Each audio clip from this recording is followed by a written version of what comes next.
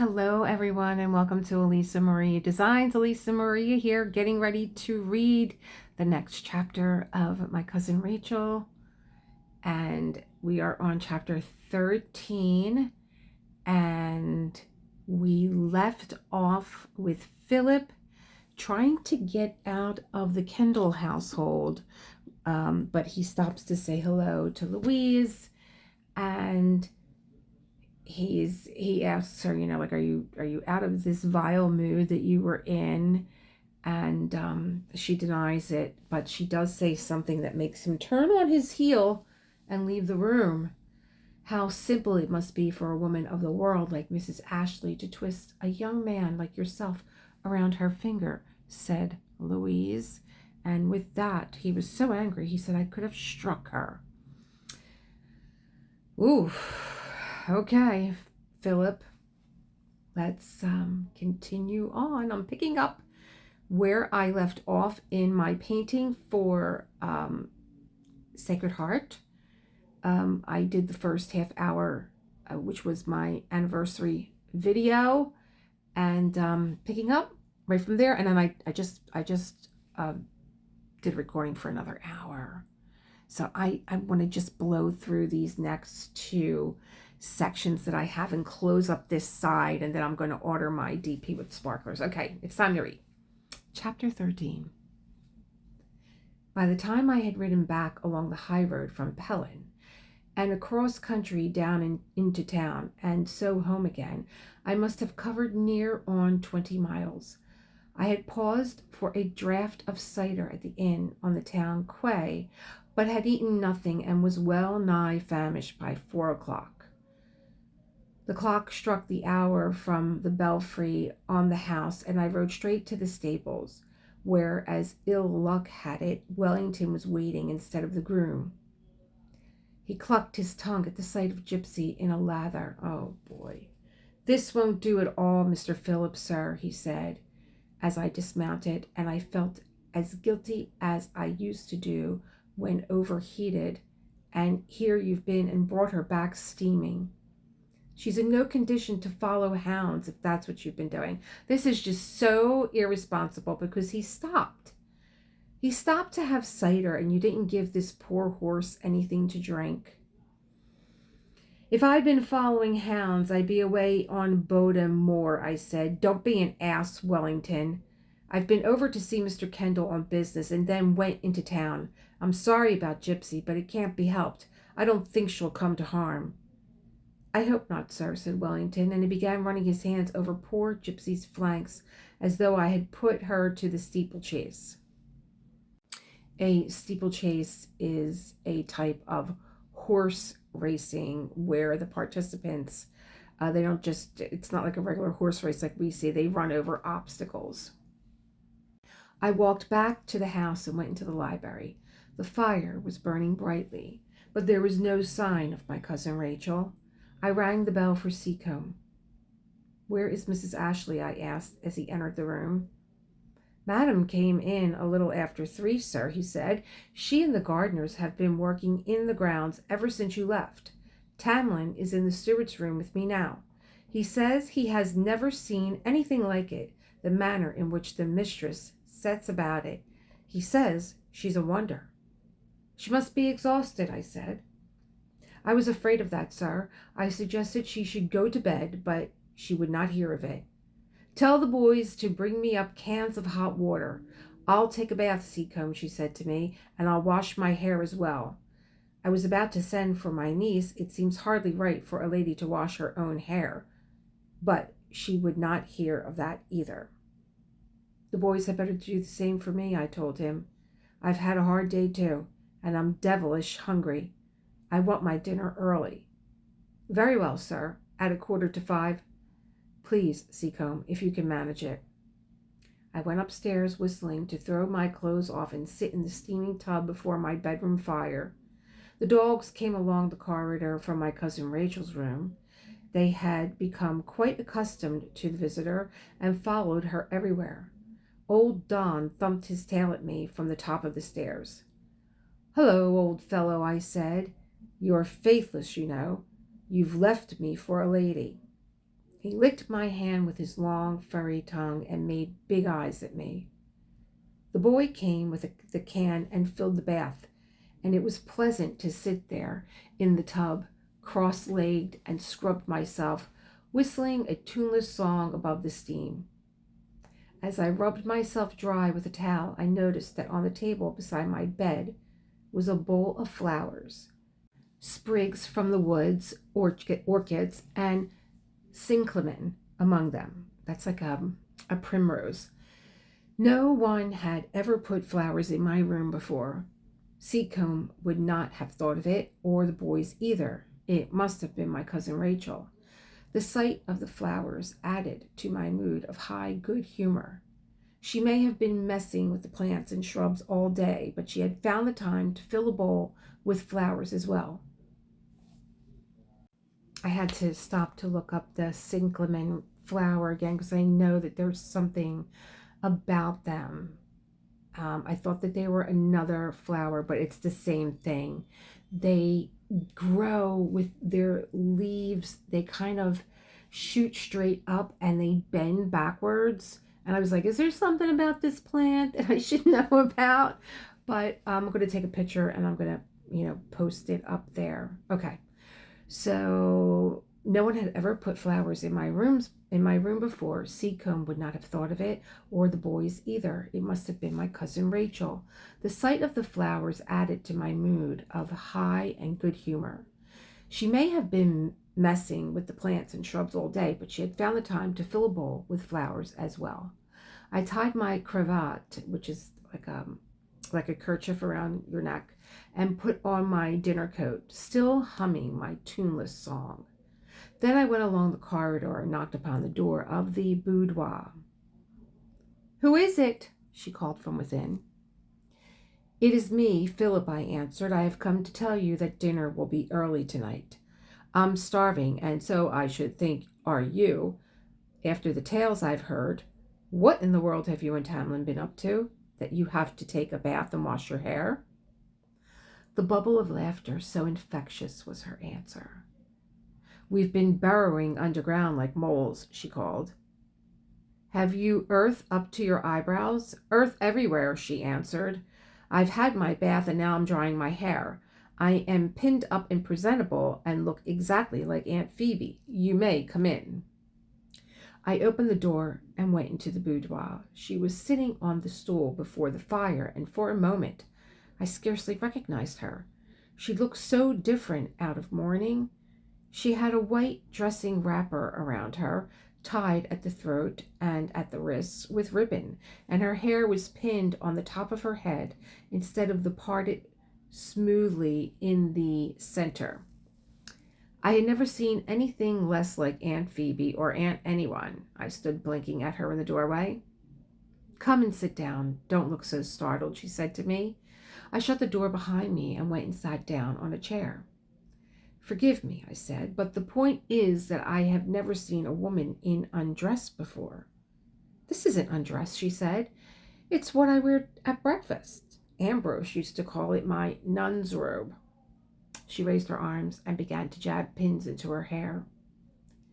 "At 24, she said, it is high time you saw a pleasant, homely sight such as Aunt Phoebe doing up her hair. Are you embarrassed?" I folded my arms and crossed my legs and continued to look at her. "Not in the slightest, merely stunned." She laughed, and holding the pins in her mouth, took them one by one, and winding her hair into a roll, placed it the way it should go, in a low knot behind. The whole matter only took a few seconds, or so it seemed to me. "Do you do that every day in so short a time?" I asked, amazed. "Oh, Philip, what a lot you have to learn," she said to me. "Have you never seen your Louise pin up her hair?" "No, and I wouldn't want to," I answered swiftly, with a sudden memory of Louise's parting remark as I left Pellin. My cousin Rachel laughed and dropped a hairpin on my knee. "A keepsake," she said. "Put it under your pillow and watch Seacombe's face at breakfast in the morning." She passed from the boudoir into the bedroom opposite, leaving the door wide open. You can sit there and shout through to me while I dress, she called. I looked furtively, which means secretly, at the little bureau to see if there was any sign of my godfather's letter, but could see nothing. I wondered what had happened. Perhaps she had it with her in the bedroom. It might be that she would say nothing to me, that she would treat the matter as a private one between my godfather and herself. I hoped so. "Where have you been all day?" she called to me. "I had to go into town," I said. "There were people there I was obliged to see. I need not say a word about the bank." I was so happy with Tamlin and the gardeners. There were only very few of the plants to be thrown away. There is so much, Philip, still to be done in that plantation. The undergrowth bordering the meadow should be cleared, and a walk laid down, and the whole ground there given up to camellias, so that in less than 20 years you could have a spring garden there that the whole of Cornwall will come to see. "I know," I said. "That was what Ambrose intended." "It needs careful planning," she said, "and not just left to chance and Tamlin. He is a dear, but his knowledge is limited. Why, do you not take more interest in it yourself?" "I don't know enough," I said. "It was never my department anyway. Ambrose knew that." "There must be people who could help you," she said. "You could have a designer down from London to lay it out." I did not answer. I did not want a designer down from London. I was pretty sure she knew more about it than any designer. Just then Seacombe appeared and hovered in the passage. "What is it, Seacombe? Is dinner ready?" I asked. "No, sir," he replied. "Mr. Kendall's man, Dobson, has ridden over with a note for Madame." My heart sank. The wretched fellow must have stayed somewhere, drinking on the road to be so late. Now I should be caught for the business of her reading it. How wretchedly ill-timed. I heard Seacombe knock on her open door and give in the letter. "I think I will go below and wait for you in the library," I said. "No, don't go," she called. "I'm ready dressed. We can go down together. Here is a letter from Mr. Kendall. Perhaps he invites us both to Pelham." Seacombe disappeared along the corridor. I stood up and wished that I could follow him. Suddenly I felt uneasy, nervous. No sound came from the blue bedroom.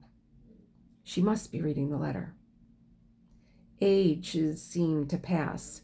At last she came out of the bedroom and she stood in the doorway, the letter open in her hand. She was dressed for dinner. Perhaps it was the contrast of her skin against the mourning that made her look so white. "What have you been doing?" she said. Her voice sounded quite different, oddly strange. "Doing? Nothing. Why?" "Don't lie, Philip. You don't know how." I stood almost wretchedly before the fire, staring anywhere but in those searching, accusing eyes. "You have been to Pelham," she said. "You rode over there today to see your guardian." She was right. I was the most hopeless, useless liar, at any rate to her. "I may have done," I said. "What if I did?" "You made him write this letter," she said. "No," I said, swallowing. "I did nothing of the sort. He wrote it of his own accord. There was business to discuss, and it so happened that in talking various legal matters came to the fore, and you told him your cousin Rachel proposed giving lessons in Italian. Isn't that the truth?" she said. I felt hot and cold and miserably ill at ease. "Not exactly," I said. "Surely you realize I was only joking when I told you that," she said. If she was joking, I thought, why then must she be so angry with me now? "You don't realize what you have done," she said. "You make me feel utterly ashamed." She went and stood by the window with her back to me. "If you wish to humiliate me, by heaven, you have gone the right way about it." "I don't see," I said. "Why have you?" Why you have to be so proud. Proud? She turned round, her eyes very dark and large, and looked at me in fury. How dare you call me proud, she said. I stared back at her. I think I was amazed that anyone who a moment or two before had been laughing with me could suddenly become so angry. Then, to my own very great surprise, my nervousness went from me. I walked towards her and stood beside her. I shall call you proud, I said. I shall go further, and I shall call you damn proud. It is not you who is likely to be humiliated, but me. It was not a joke when you said that about giving lessons in Italian. Your answer came far too swiftly for it to be a joke. You said it because you meant it. And if I did mean it, is there anything shameful in giving lessons in Italian? In the ordinary sense, no. But in your case, yes. For Mrs. Ambrose Ashley to give lessons in Italian is shameful. It reflects upon the husband who neglected to make provision for her in his will. And I, Philip Ashley, his heir, won't permit it. You will take that allowance every quarter, Cousin Rachel, and when you draw the money from the bank, please remember that it does not come from the estate, nor from the heir to the estate, but from your husband, Ambrose Ashley. A wave of anger as great as hers had come over me as I spoke. I was damned if any creature, small and frail, should stand there and accuse me of humiliating her. And I was damned furthermore if she should refuse the money that belonged to her by right.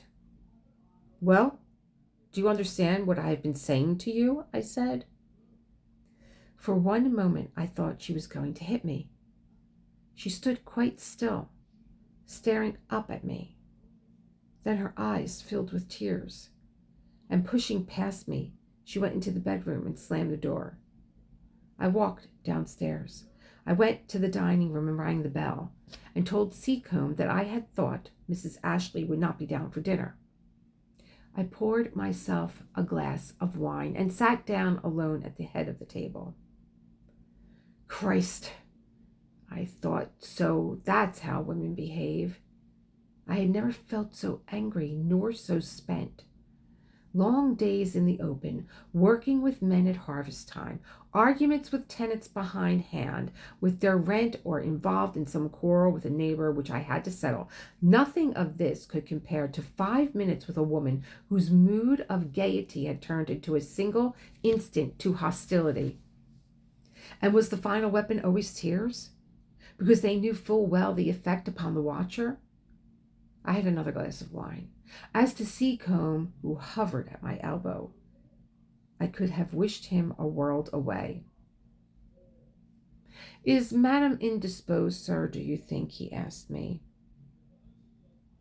I might have told him that Madame was not so much indisposed as in a fury, and would probably ring her bell in a moment and demand Hollington and the carriage to take her back to Plymouth. No, I said, her hair is not yet dry. You had better tell John to take a tray up to the boudoir. This, I suppose, was what men faced when they were married. Slammed doors in silence, dinner alone, so that appetite, whipped up by the long day's outing and the relaxation of the bathtub and the pleasure of a tranquil evening by the fire, passed in intermittent conversation, watching with lazy ease hands that were quite white and small against embroidery, had to simmer down. With what cheerfulness had I dressed for dinner and walked along the corridor, knocked on the boudoir door, and found her sitting on the stool in that white wrapper, with her hair pinned on top of her head. How easy the mood we shared, making a kind of intimacy that gave a glow to the whole prospect of the evening. And now, alone at the table, with a beefsteak that might have been shoe leather for all I cared. And what was she doing? Lying on her bed? Were the candles snuffed, the curtains drawn, the room in darkness? Or was the mood over now, and did she sit sedately in the boudoir, dried-eyed, eating her dinner off the tray, to make a show for Seacombe? I did not know. I did not care. Ambrose had been so right when he used to say that women were a race apart. One thing was certain now.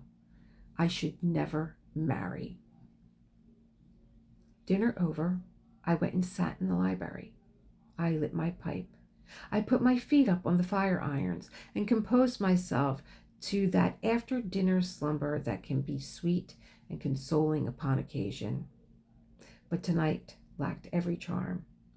I had become used to the sight of her in the chair opposite my own, her shoulders turned so that the light fell upon her work, and Dawn at her feet. Now the chair looked strangely empty. Well, to hell with it. That a woman could so disturb the close of day. I got up and found a book upon the shelves and turned the pages. Then I must have dozed, because when I looked up again, the hands of the clock in the corner were a little short of 9. To bed, then, and to sleep. No sense in sitting on with the fire gone out. I took the dogs round to the kennels. The weather had changed. It was blowing and spitting rain. And then bolted up and went to my room. I was just about to throw my coat off on the chair when I saw a note placed beside the bowl of flowers on the table next to my bed. I went over to the table and picked up the note and read it. It was from my cousin Rachel. Dear Philip, if you can bring yourself to do so, please forgive me for my rudeness to you tonight. It was unpardonable of me to behave so in your house. I have no excuse, except that I am not entirely myself these days. Emotion lies too near the surface. I have written to your guardian, thanking him for his letter and accepting the allowance. It was generous and dear of you both to think of me. Good night, Rachel. I read the letter twice, and then put it in my pocket. Was her pride spent then, and the anger too? Did these feelings dissolve with the tears? A load went from me that she had accepted the allowance. I had visualized another visit to the bank and further explanations, countermanding my first orders, and then interviews with my godfather and arguments, and the whole business ending most wretchedly with my cousin Rachel sweeping out of the house and taking herself to London, there to live in lodgings, giving Italian lessons. Had it cost her much to write that note, I wondered? The swing from pride to humility. I hated the fact that she had to do so.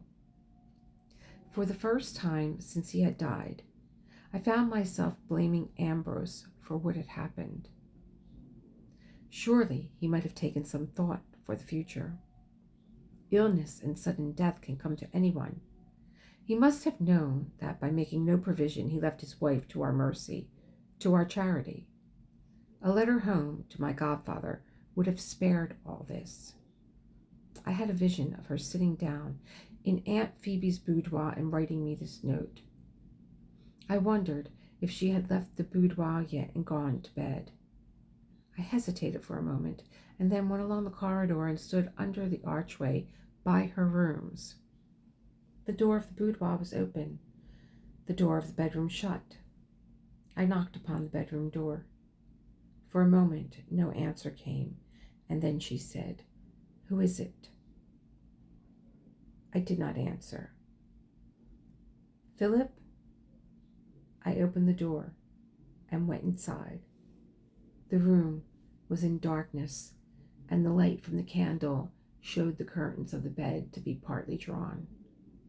I could see the outline of her form under the coverlet. "I have just read your note," I said. "I wanted to thank you for it and to say good night."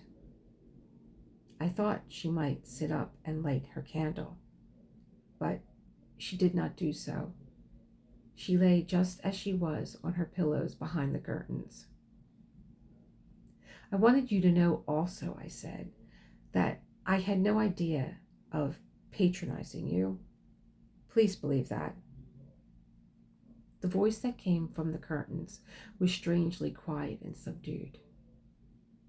"I never thought you had," she answered. We were both silent an instant, and then she said, It would not worry me to give Italian lessons. I have no pride about that sort of thing.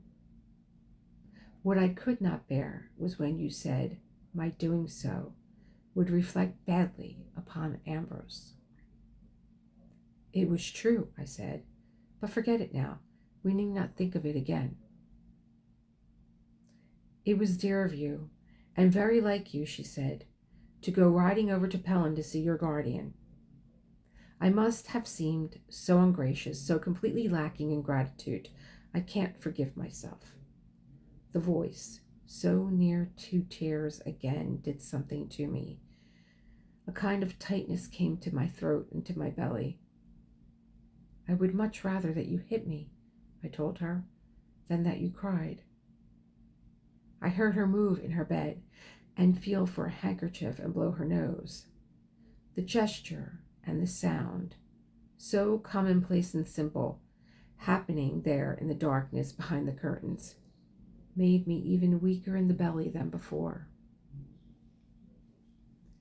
Presently, she said, I will take the allowance, Philip, but I must not trespass on your hospitality after this week. I think next Monday, if it will suit you, I should leave here and move elsewhere, perhaps to London. A blank feeling came over me at her words. Go to London? But why? What for? I came only for a few days. I have already stayed longer than I intended. But you have not met everyone yet. You have not done everything you are supposed to do. Does it matter? After all, it seems so pointless. How unlike her it sounded, that lack of spirit in her voice. I thought you liked it, I said, going about the estate and visiting the tenants. Each day we went about it together, you seemed so happy. And today, putting in those shrubs with Tamlin, was it all show? And were you just being polite? She did not answer for a moment and then said, Sometimes, Philip, I think you lack all understanding. Probably I did. I felt sullen and hurt, and I did not care. All right, I said. If you want to go, do so. It will cause a lot of talk, but no matter. I should have thought, she said, that it would cause more talk if I stayed. Talk if you stayed, I said. What do you mean? Don't you realize that by rights you belong here? That if Ambrose had not been such a lunatic, this would have been your home? Oh God, she flared out at me in sudden anger. Why else do you think I came? I had put my foot in it again, blundering and tactless. I had said all the wrong things. I felt suddenly hopeless and inadequate. I went up to bed and pulled aside the curtains and looked down at her. I went up to the bed and pulled aside the curtains and looked down at her. She was lying propped against her pillow, her hands clasped in front of her. She was wearing something white, frilled at the neck like a choir boy's, and her hair was loose, tied behind with a piece of ribbon, as I remembered Louise's as a child. It shook me and surprised me that she should look so young. Listen, I said, I don't know why you came, or what your motives were in doing all that you have done. I don't know anything about you, or about any woman. All I know is that I like it now you are here, and I don't want you to go. Is that complicated? She had put her hands up to her face, almost in defense, as if she thought I meant to harm her. Yes, she said, very. Then it is you who make it so, not I. I folded my arms and looked at her, assuming an ease of manner I was far from feeling, yet, in a sense, by standing there while she lay in bed, I had her at a disadvantage. I did not see how a woman, with her hair loose, becoming a girl again, without a woman's status, could be angry. I saw her eyes waver. She was searching in her mind for some excuse, some new reason why she should have gone. and in a sudden flash I hit upon a master stroke of strategy. You told me this evening, I said, that I should have a designer down from London to lay out the gardens. I know that was what Ambrose always intended to do. The fact remains that I don't know of one, and should go mad with irritation anyway if I had to have such a fellow about me. If you have any feeling for the place, knowing what it meant to Ambrose, you would remain here for a few months and do it for me. The shaft struck home. She stared in front of her, playing with her ring. I had remarked before that when preoccupied, this was a trick of hers. I pushed on with my advantage. I never could follow the plans that Ambrose used to draw, I said to her, nor Tamlin either, for that matter. He works wonders, I know, but only under direction. Time and again he has come to me this past year and asked for advice, which I have been quite at a loss to give him. If you remained here, just for the autumn, when so much planting needs to be done, it would help us all. She twisted the ring back and forth upon her finger. I think I should ask your godfather what he feels, she said to me. It does not concern my godfather. What do you take me for, a schoolboy under age? There is only one consideration, whether you yourself desire to stay. If you really want to go, I cannot keep you. She said, surprisingly, in a still, small voice, Why do you ask that? You know I want to stay. Sweet heaven, how could I know? She had intimated the exact opposite. Then you will remain for a little while, I said, to do the garden? That is settled. And you won't go back on your word? I will remain, she said, for a little while. I had difficulty in not smiling. Her eyes were serious, and I had the feeling that if I smiled, she would change her mind. Inwardly, I triumphed. Very well, then, I said. I will bid you good night and leave you. What about your letter to my godfather? Do you want me to put it in the post bag? Seacombe has taken it, she said. Then you will sleep now and not be angry with me any more? I wasn't angry, Philip. But you were. I thought you were going to hit me. She looked up at me.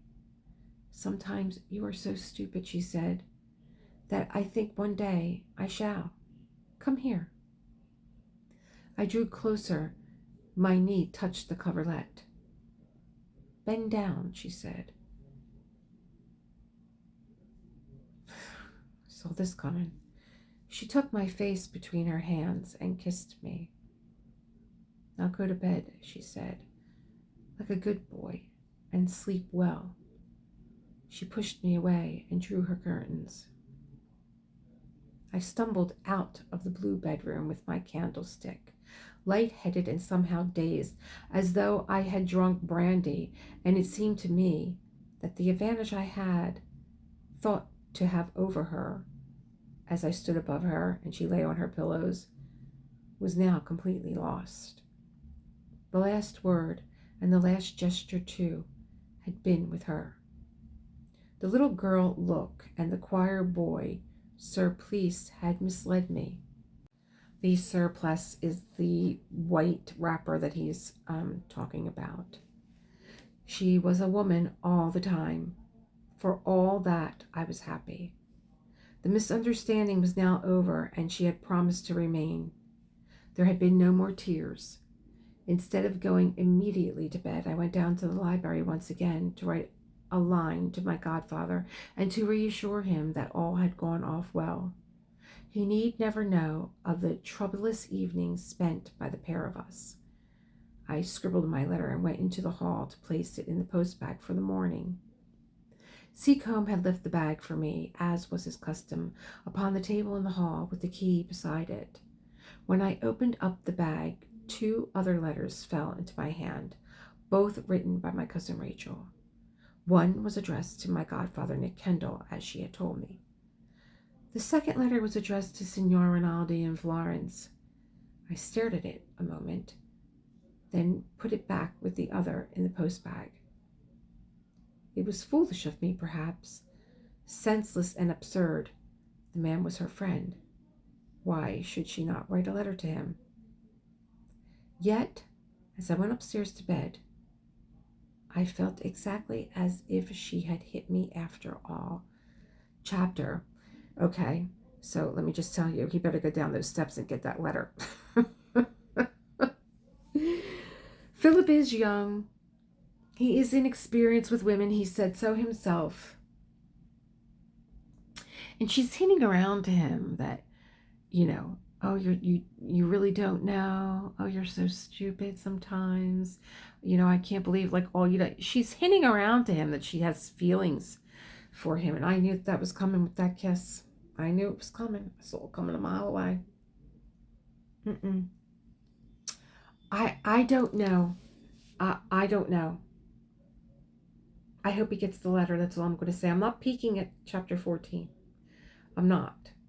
But he is happy that she's there, because I can only imagine that he is. I really thought that he was going to make the first move when he walked into the bedroom and she didn't bother to move. She didn't bother. There was no, what's the word that I'm looking? Modesty. Like, she didn't say, give me a moment, let me get a robe, let me get out of bed, because I did upset your evening, and I did just write you a letter, and thank you for coming into the bedroom to tell me that you received it, and that you want to thank me for it. So let me get up and put a robe on and get out from behind the curtain. No, she's laying in bed like the queen, propped up on pillows. My heart's beating a little fast. I will say, too, that was a long chapter. That was the longest one so far. Let me see how much 14 is. 1, 2, 3, 4, 5, 6, 7, 8, 9, 10, 11, 12, 13. It's 16 pages also, so I'm going to read that one in the morning. And I believe I told you guys how many chapters were in here. Let me just double check again. There are 26 chapters, so we just finished the halfway mark, and I know that I am moving rather swiftly with this because I want to, shameless of me, but I want to get the book done so that I can watch the movie. I don't really want to get the book done. I am enjoying it, but oh, I'm so itching to watch the movie because I love Richard Burton, and Richard Burton, this is his introduction to movies. So he's super young, and he's Philip. I love Richard Burton. Oh my God, I love him. And Olivia de Havilland, she is playing Rachel. But there's been a remake with Rachel Weisz, and I don't know any of the other characters. And I love Rachel Weisz. In fact, I think she has a show on now, maybe on Netflix or Hulu. That's very. Oh, Vladimir. Who told me about Vladimir? Was it Min? Who was it? One of you told me about Vladimir, and I am watching it. I got to catch back up on it. I switched over to watch. John and I started Beef last night, and I don't know how I feel about Beef. I don't know how I feel about it, even though I do like Carey Mulligan. And we were watching Margot Needs Money because we both love Michelle Pfeiffer, and she's just a scream in this part, with Elle Fanning is her mother. Elle Fanning is her daughter, and she's Margot, and Margot needs money. So she's going to become, what are those girls called? OnlyFans. She's going to become an OnlyFan girl for money. It's one of those guilty pleasure kind of shows. But I just can't wait to see the movie. I can't wait to see what slant whoever directed this movie takes, did she or didn't she? But I think she did. You don't forget your husband that quick that you're trying to seduce a young boy. He wants you to stay, so it's not like you need somewhere to go. It's not like you need money. You just got money. Philip, you better get that letter. That's all I got to say. And anyway, being that we have a little time, I'm going to play a little music, and I will see you tomorrow morning for chapter 14. Have a good night, everyone, and thank you so much for making this 3-year anniversary so special. I have been reading your comments. I have not answered right now, but thank you so much, and I will see you in the morning.